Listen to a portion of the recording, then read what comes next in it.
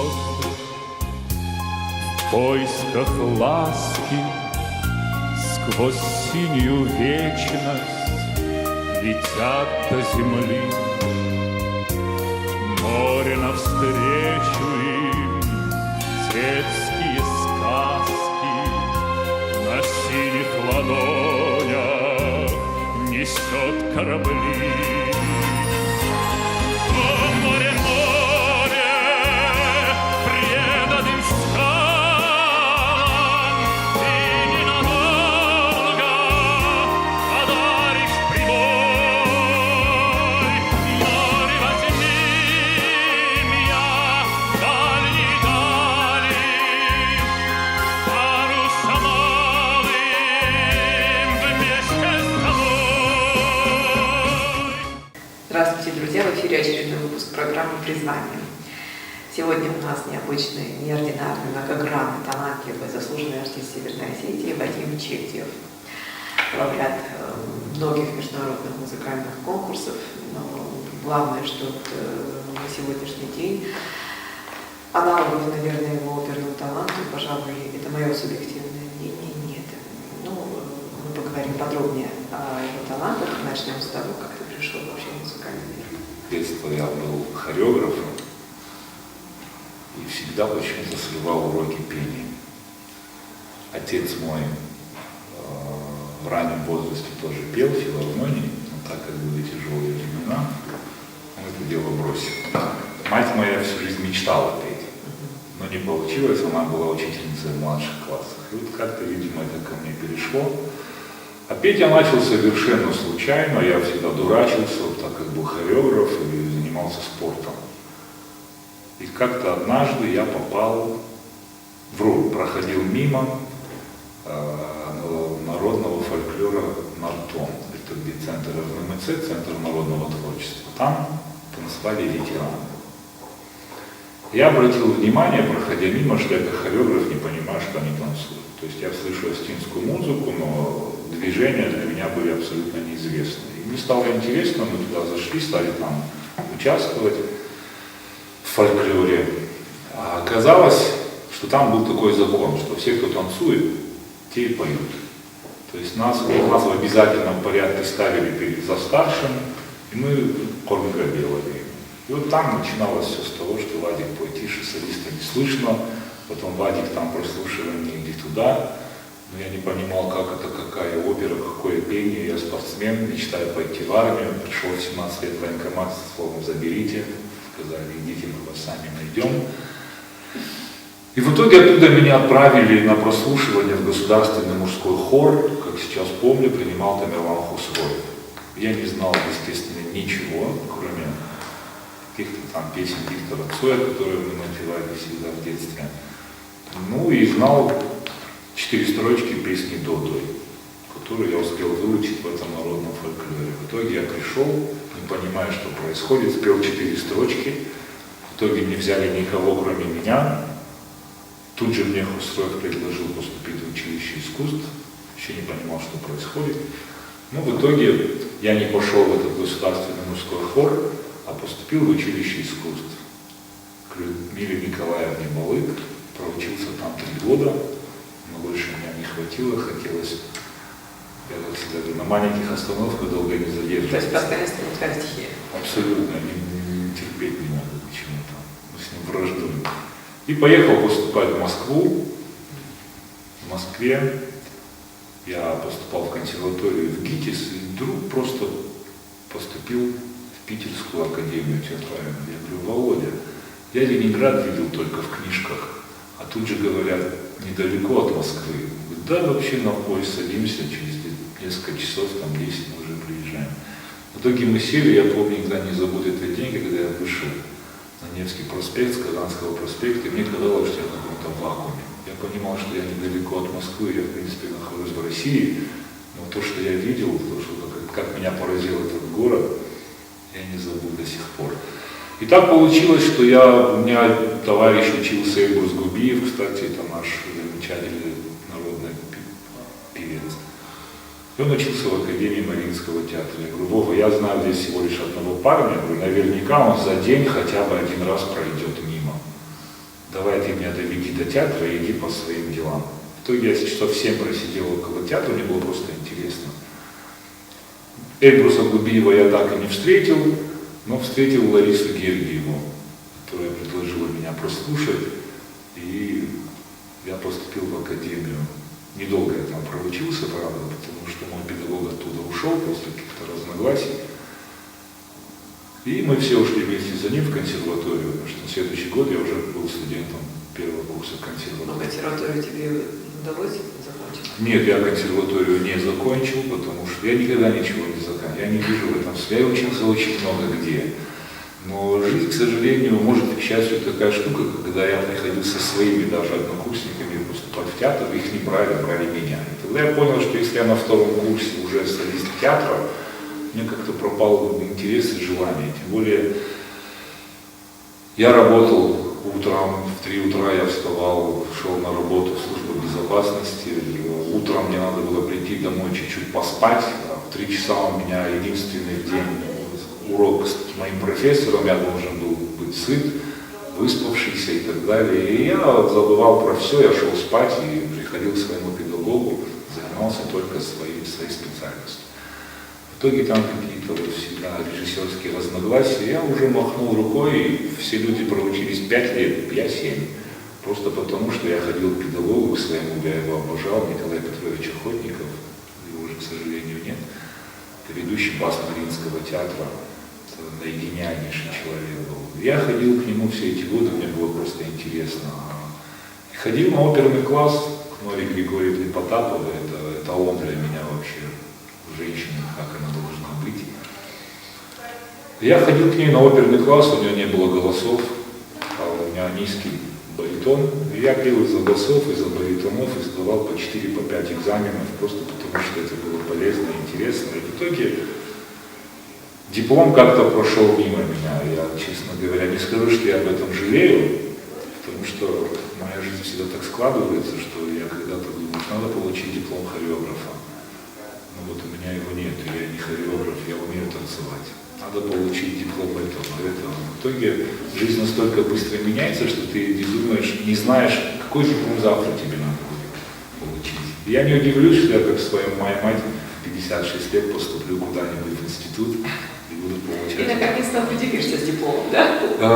У меня нет цели получить диплом. Я считаю, я вот с детства такой какой-то дебильный бунтарь.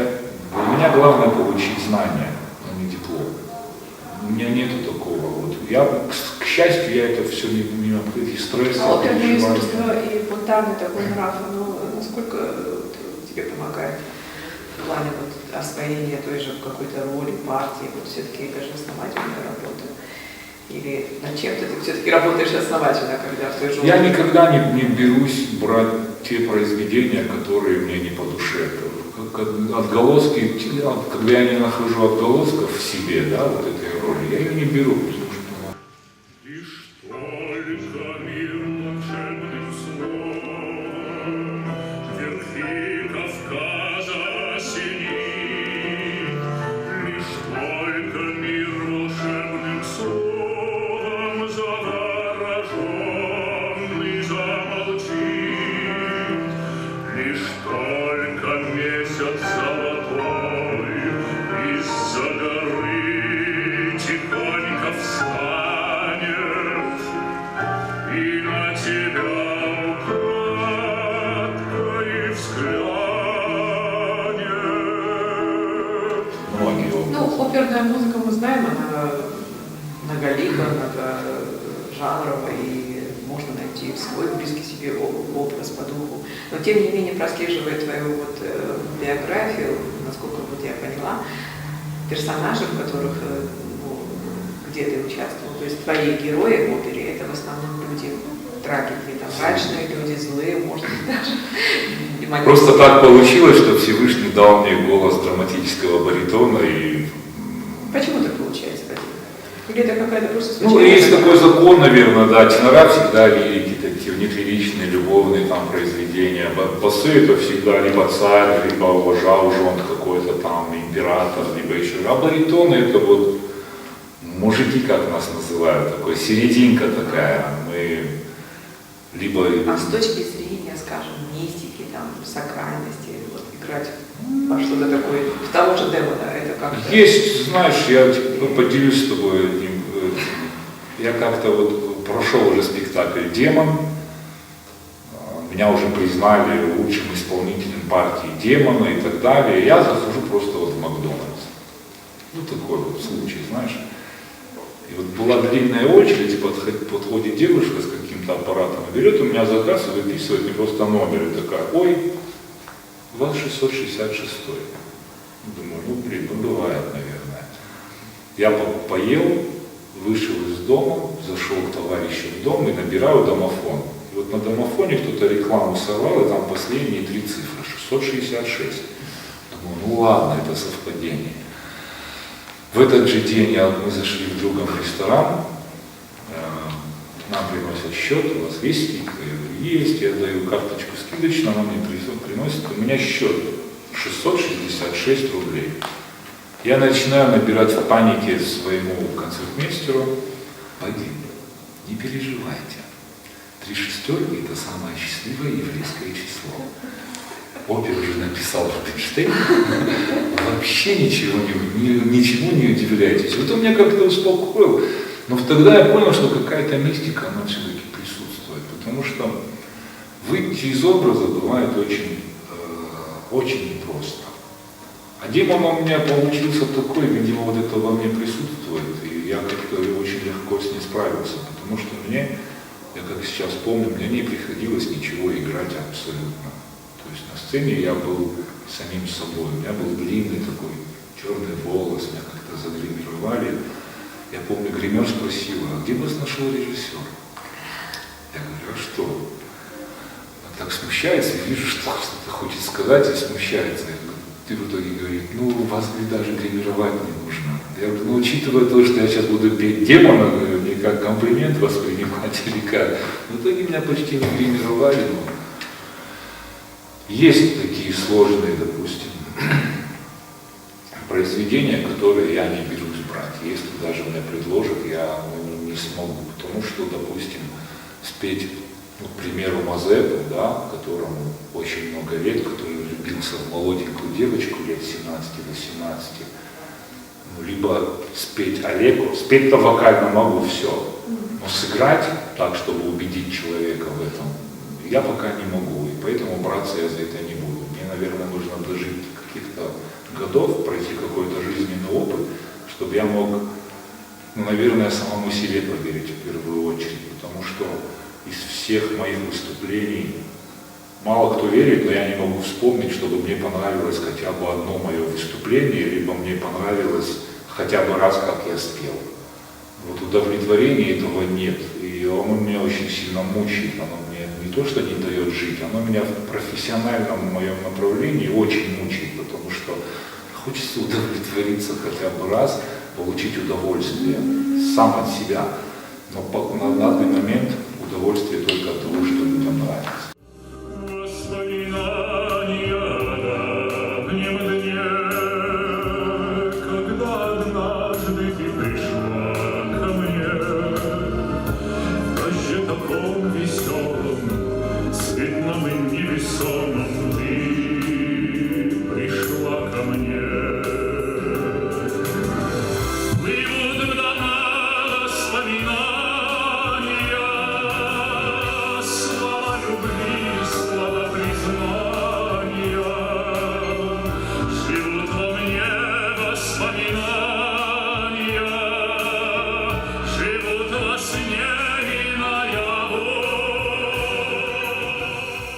Николай Петрович Охотников научил меня одной очень мудрой вещи. И я вот очень многие годы по этому следую, по этому пути, и он меня очень сильно вдохновляет. Он сказал такую фразу, что со времен Древней Греции было 4 метода врачевания людей, по сей день они существуют. Второй метод врачевания – это хирургическое вмешательство в человека. Третий метод – это психическое вмешательство в человека. А четвертый метод – это вмешательство травмами, знахарство. Но фундаментом всегда служил театр, где лечили душу человека. И древние греки, и я с ними согласен, считали, что если душа у человека исцелена, короля, то ему не потребуется ни физического, ни психического, ни знахарского вмешательства. Поэтому вот театр должен как-то лечить. Поэтому мне это элитарное искусство. А в частности опера? Это же все-таки такое узкое направление. То есть Узкое, это не узкое, нет, это элитарное искусство. Много элиты, мало элиты, это искусство на это да, но влияет. сегодня, ну согласись, что среди не настолько востребовано, как, например, в прежние годы. Если говорить про нашу страну, то да, к сожалению. Но я не могу сказать это про весь мир. И поэтому меня очень сильно болезненно интересует культура моего народа, потому что мировая классика, она известна миру, она уже элитарное искусство. Что бы ни случилось в мире, все нации мира, все народы будут сосредоточены ради одного — сохранить мировую культуру, которая принадлежит разным национальностям. Наша беда лишь только в том, я не буду говорить имен сейчас, по чьей вине, кто это должен, все это прекрасно знают. Но нашу музыку классическую не знает никто в этом мире, к сожалению. Вот сейчас после каких-то вот движений вот поставили оперу Коста. Я вас уверяю, как только классическая музыка станет достоянием мира, она перестанет быть осетинской классической музыкой, она станет мировой музыкой, она не будет больше нам принадлежать. Поэтому вот на вопрос, почему я здесь так долго и что я здесь делаю, я всегда отвечаю, что я устал чувствовать себя сапожником, не то что сапожником без сапог, а вот каменщиком, который где-то кому-то возводит стены, а у меня там в потолок звезды дома видно, а я как бы неплохой каменщик. Я занимаюсь возрождением, популяризацией чужих культур, которые мне тоже очень близки, потому что культура, она общая. А у меня есть что-то, я могу этим гордиться, но я про это ничего не знаю. Я могу спеть очень много партий и так далее, я могу жизнь на это положить, но так и не узнав о том, что у нас в Осетии тоже есть что-то, чем мы можем гордиться. Этого не было, это появилось в советские годы. Оперы, симфонии, опереты, Феликс Алборов, Дудар Хаханов, Плиев, это же вообще... Вадим, а вот лично, если вот касательно осетинской, раз мы уже заговорили о музыкальной осетинской культуре, вот что тебе ближе из композиторов и где бы хотелось себя из проявить? национальной однозначно Булат Газдамов, и я уже себя проявил, и считаю, что я получил очень большой опыт и очень сильно благодарен Всевышнему за то, что я вообще хотя бы некоторое время с этим человеком рядом стоял, я его слушал, я с ним работал. Ну, это на всю жизнь. Это бесценно, это правда. Это то же самое, что когда-то вот мне посчастливилось вот так вот посидеть и вживую услышать Лучана Повороте, он был от меня вот в метрах 5, вот это было вот, ну, это на всю жизнь. Вот. Наверное, было желание в дуэте спеть. Честно тебе скажу, знаешь, я сейчас вот себя поймал на мысли, что вот для меня нету вот такого, знаешь, для меня и Булат, и вот они как-то, я не могу выделить то, что для меня встреча с Лучаном была как-то более яркой, чем то, что я знал Булата Газдамова. Абсолютно таких мыслей у меня нет. И, к сожалению, этот человек сейчас в таких условиях, ну что... Давай, у Да. вас есть возможность посмотреть фрагмент из вашего совместного выступления. Guardo zinad, sardanu yamuza, we are mazerati del sara,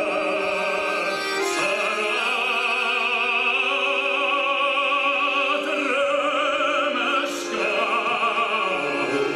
mati javet warshka. Warsta sadur neshka remeska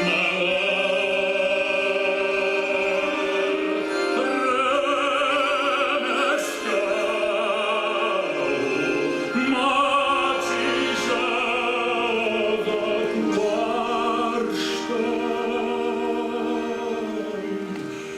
warsta sadur neshka.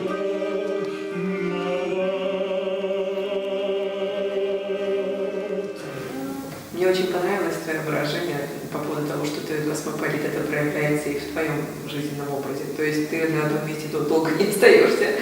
Питер, Москва, в общем, продолжать можно, но тем не менее все дороги ведут в Рим. То есть во Владикавказ ты часто приезжаешь в свой город родной. Что тебя сюда каждый раз Это не только, наверное, чувство родины, патриотизма, но что-то еще, попытка что-то изменить, наверное. На самом деле больше всего меня тянет сюда мои две мамы. Это моя родная мать и моя родная земля. В первую очередь. А во-вторых, тянет, я объясню, что тянет. Тянет желание здесь что-то хотя бы попробовать. Плохо получается, честно скажу. Признаюсь. Но желание огромное есть. Есть очень много интересных идей, проектов, которые бы с руками и с ногами бы отобрали нас вместе с нами, бы, допустим, не знаю, любой европейский инвестор, грубо говоря, который, к счастью, образованный человек и понимает, что культура, она самоокупаема настолько, что ни одному бизнесу не снилось, к примеру. Есть проекты, есть желание сделать у нас в Осетии. Опять же, я считаю, что я занимаюсь не своим делом. Потому что если бы каждый бы занимался своим делом, я бы занимался своим. Я спокойно бы пел и дарил бы творчество людям. А то, чем я занимаюсь сейчас, я считаю, что это вообще абсолютно не мое дело. А чем ты занимаешься сейчас? Я занимаюсь идеей интерната одаренных детей Осетии. Я занимаюсь идеей Яланского этнолагеря. Я занимаюсь идеей... Получается воплощать у тебя эти идеи? Ну вот насколько может получиться у человека, который ничего в этом не понимает, у него есть только идеи воплощать это. То есть мы сейчас делаем абсолютно новую хореографическую вокальную программу. Мы сейчас с ребятами, с Серегой Шавлоховым, Сережей и с Валерой Свановой, которого просто подставили унизительно, это тема другого разговора. Балет этого парня сейчас ставится в Мариинском театре, но его почему-то убрали с Большого театра, с госансамбля «Алан». Это его место, он должен там быть. Не один, а рядом вместе с нами, со всеми. Мы все должны там быть. Это лицо нашей нации. Рядом с конным театром, рядом с Осетинским театром, с музыкальным театром, с госансамблем «Алан». Это наша обязанность, мы должны стоять рядом и протягивать руку помощи в случае чего. Потому что это 4 направления, которые я озвучил сейчас, аналогов в мире нет. Но нет, какое мы имеем право вот это все оставлять вот так вот, чтобы оно покрывалось бурьяном, землей и так далее, чтобы это исчезло, если в мире мы больше ничем гордиться, кроме нардского эпоса, не можем. Вам сложно жить с таким чувством? Я очень жалею, что я не живу где-то в 17 веке. Это время не для вас? Я не могу здесь справиться по справедливости ситуации. Мне мешает все, что сейчас происходит. Раньше я мог по чести, по совести поступить так, как считает моя совесть и как меня научили. А сейчас я не могу этого сделать.